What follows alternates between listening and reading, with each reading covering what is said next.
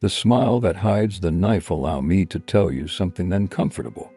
The most dangerous person in your life is not he who screams at you, betrays you, or even threatens you. It's he who gets you. They understand what hurts you and what makes you heal. They read people the way other people read books. They get you feeling seen, safe, even special, just before they take everything away that made you feel that way. These people aren't sociopaths, not exactly. They're not pure narcissists either. There's something far more insidious. Something psychologists have only recently started to study in depth. They're called Dark Empaths. Now, the term itself sounds like a contradiction, like calling someone a compassionate predator. And that's what makes them so frightening. They do have empathy. They just don't have morals. They understand your emotions. They just don't care about them. To a dark empath, your feelings are data, information, ways to manipulate you with. Most of us imagine harmful people as distant and cold, robot-like manipulators who lack any warmth. But dark empaths, they're the opposite. They're charismatic, charming, typically artistic or intelligent. They can cry with you, comfort you, defend you, and still destroy you. That's why psychologists call them the hidden predators of the emotional world. They walk among us, utilizing empathy as a disguise, not as a bridge, but as camouflage. You see, ordinary narcissists repel people with arrogance. Psychopaths repel people with fear. But dark empaths, they pull you in. They make you trust them, open up to them, fall in love with them. Then they slowly take control. And here is the most frightening part. You probably already know one. Perhaps it is the friend who always knows exactly how to make you feel guilty. Perhaps it is the partner who cuddles you shortly after they made you cry. Or the coworker who always helps you if they can claim the credit. In the next few minutes, we gonna go deep into their mind to discover how someone can be so empathetic and yet use it like a weapon. Because if you can spot one early enough, you might just save yourself from one of the most psychologically devastating things that exist. Inside the mind of a dark empath. To start to understand a dark empath, you have to start with a paradox. They feel things deeply, just not the right ones, unlike psychopaths, who are emotionally neutral, or narcissists, who only feel admiration and anger. The dark empath's emotional life is complex. They can sense when you're in pain. They can pick up on the slight tremble in your voice, the micro-expression in your eyes, the shift in your posture. They notice everything, not because they're curious, but because it gives them an advantage. Consider empathy a mirror. Healthy people use it to reflect others' feelings back, to relate, to console, to comprehend. Dark empaths tilt that mirror. They use your mirror to look at you, to see where your vulnerabilities are. They find out your triggers, your insecurities, your secret desires, and then use them as keys to gain control.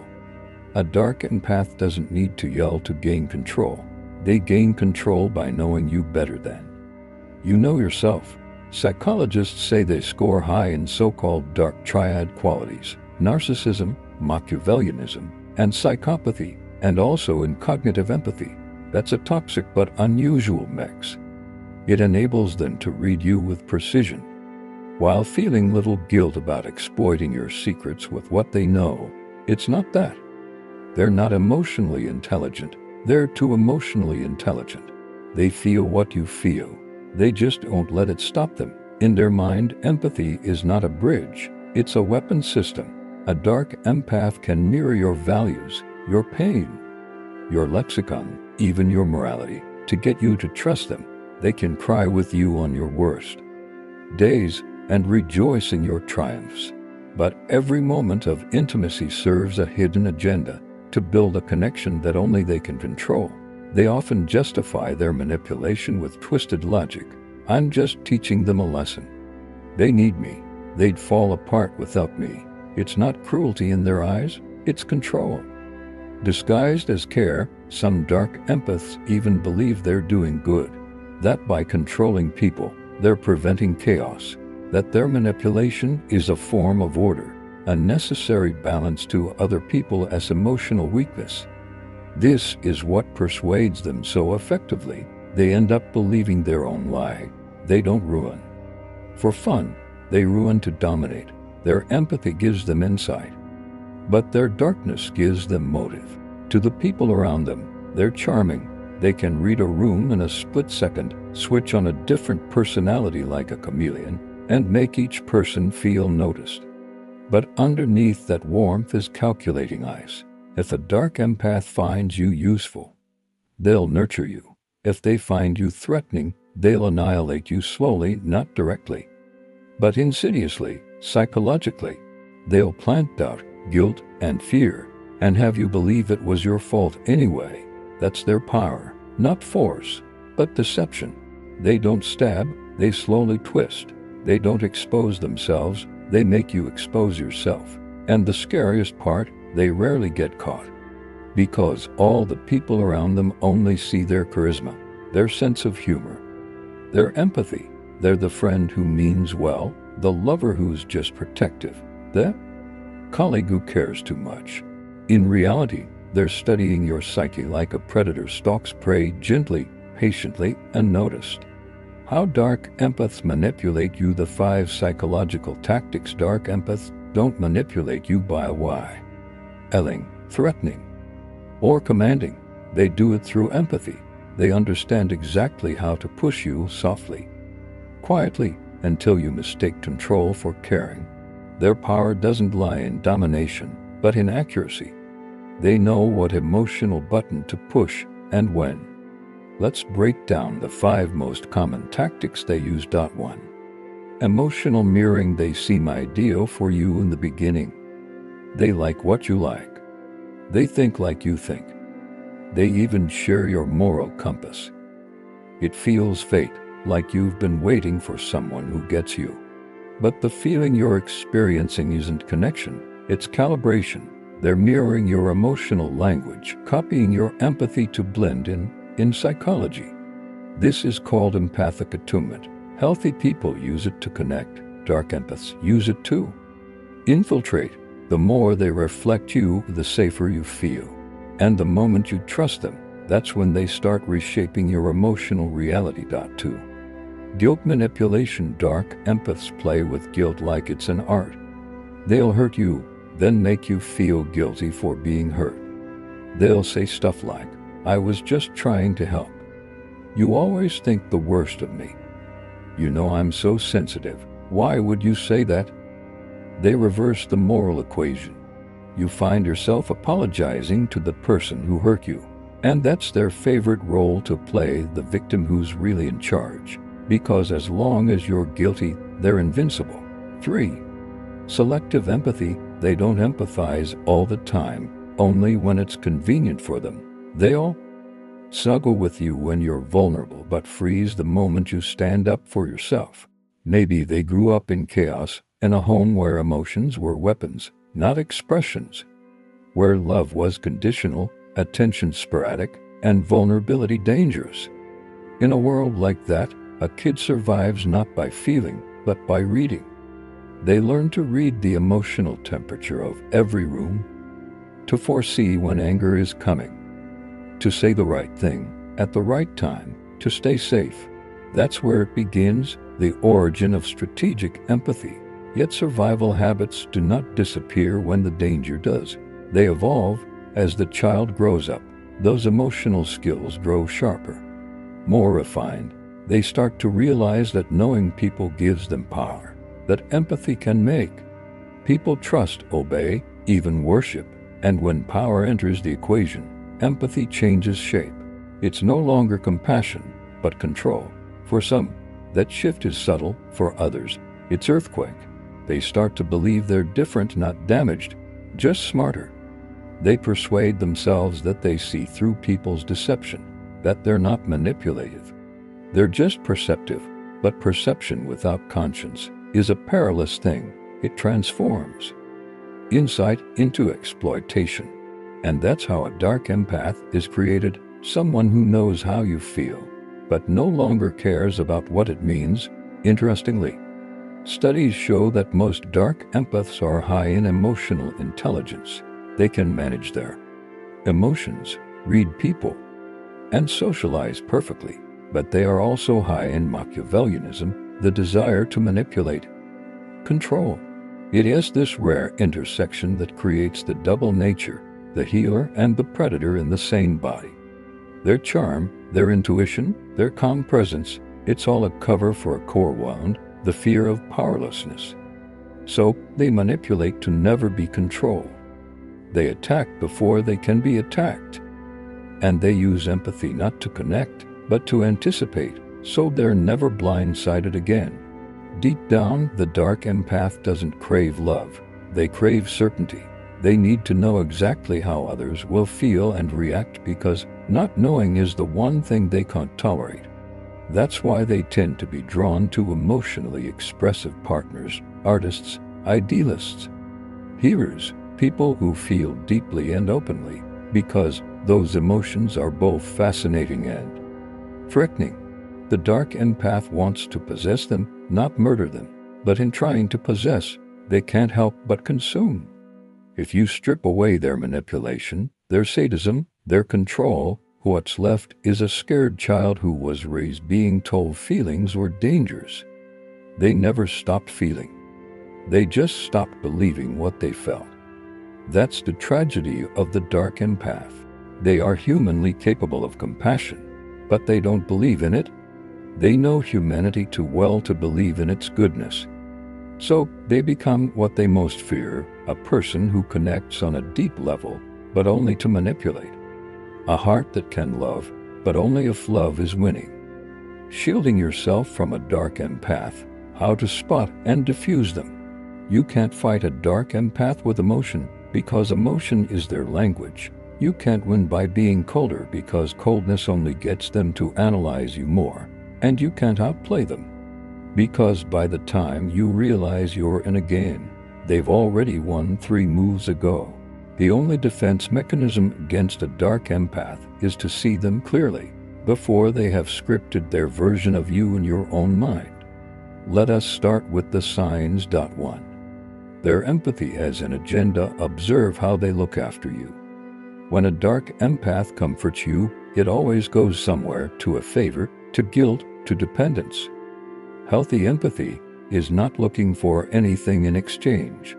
Dark empathy keeps score. You'll notice it when they recall every good thing they've ever done for you, every sacrifice they've ever made, every time you've let them down. It's compassion as currency, and you'll always be in their debt.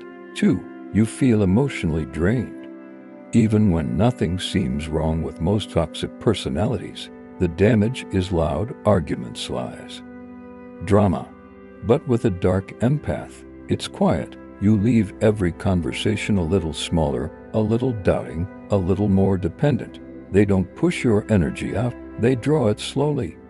In the name of love, friendship, or understanding, they make you open up, but never truly let you close, because your vulnerability gives them power. If you find yourself over-explaining your feelings, apologizing for being hurt, or second-guessing your own perception, that's the mark of their imprint. 3. They're masters of emotional timing. Dark empaths have a sixth sense for when to be nice. Just when you're about to pull away, they show you their most vulnerable side. A text, a memory, a sudden confession, and you fall right back in. This isn't luck. It's strategy. They don't manipulate every time. They manipulate selectively. Like a gambler who only bets when the odds are perfect. To neutralize this, you must learn to pause. Don't engage with emotion in the moment. Step back. Ask yourself, is this connection mutual, or is this management? Distance makes their control static. 4. Their stories never end, they just evolve. Dark empaths won't resolve conflict, they redefine it. Every disagreement is a misunderstanding. Every pain is your overreaction. You never have closure, because closure would be the end of their control. They're masters of narrative. They have you questioning what really happened, until you start to believe their version more than your own. To break this spell, write things down. Keep a record of what was said, how it felt, what was promised. Facts are their worst enemy, because facts can't be churned. 5. They respect strength, not submission. Here's the truth nobody wants to hear. A dark empath doesn't stop when you're kind, they stop when you're firm. They won't prey on strong individuals. They make strong individuals weak. They test how much guilt you'll take, how much manipulation you'll justify, how many chances you'll give. The more you explain, the more they learn. But the moment you stop explaining, apologizing, or rescuing, they lose their grip. Because what keeps a dark empath in control isn't your love, it's your hope. Your hope that the good side you knew of them was the real one. And maybe, in some distant way, it was. But a dark empath won't change because you loved them more. They'll only change when control no longer suits them. So protect your empathy, not by closing your heart, but by protecting its doorway. Empathy without boundaries isn't compassion, it's surrender. To manage a dark empath, you don't need to turn cold. You just need to turn clear. You need to know that not everyone who can feel your pain deserves a seat in it. For some don't want to heal you, they want to study you. Some don't crave your love, they crave your obedience. And the moment you know that, their power disappears. For darkness can only control what is kept secret. The shadow side of empathy is often called humanity's greatest gift, the trait that separates us from the monsters that we fear. But maybe the line between the empath and the predator isn't as clean as we'd like to believe. Because empathy itself is neutral. It's a tool, it amplifies whatever it touches, kindness or cruelty, healing or harm. In the right hands, it builds worlds. In the wrong hands, it bends them. The dark empath reminds us of an uncomfortable truth. Understanding people doesn't always lead to helping them. Sometimes it leads to controlling them. That's the dark side of empathy, when compassion's calculation. When the ability to feel another's pain becomes the ability to cause it. And that's why dark empaths are so hard to hate. Because behind their manipulation is a mirror, one that reflects back the very thing we hold most dear, the desire to be understood. They manipulate what's most human about us. Our trust, our forgiveness, our endless belief that if someone feels our pain, they could never cause it. But they can, and they do. Because empathy without conscience is like light without warmth. It illuminates, but it doesn't nurture. It sees, but it doesn't care. So if you've ever met a dark empath, or maybe feared that you've been one, remember this. Your empathy is not weakness. Your empathy is not naivety. Though both require discipline. Protect your heart not by hardening it, but by training it to witness without surrendering, to care without collapsing. For empathy isn't merely a question of understanding others.